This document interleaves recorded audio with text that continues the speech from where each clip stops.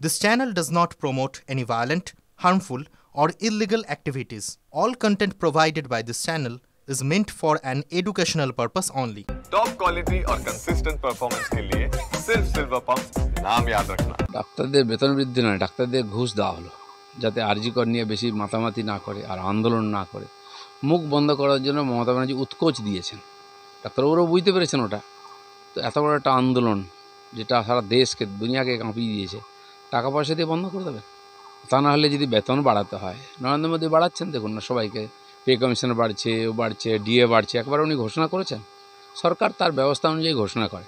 উনি এত বড় একটা সম্মেলন করলেন, সবাই হচ্ছে কী না কী হবে, আর বারম্বে লঘুক্রিয়া, কাউকে 10,000 কাউকে 20,000 টাকা বাড়িয়ে দিলেন। এই জন্য কি স্টেডিয়ামে ডেকে ওটা ঘোষণা করতে হয় বেতন বাড়াচ্ছি?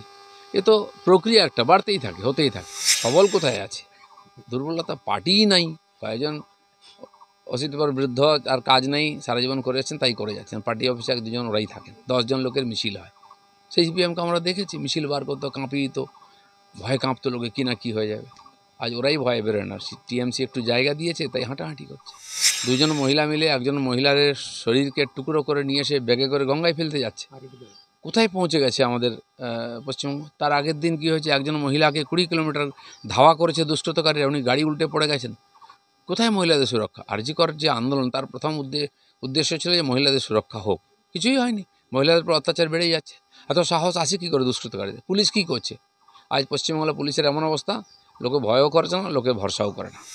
যেখানে সরকারি প্রশাসনের টিএমসির নেতারা আছেন, প্রতিনিধি, তারা চুরি করতে ব্যস্ত সবাই।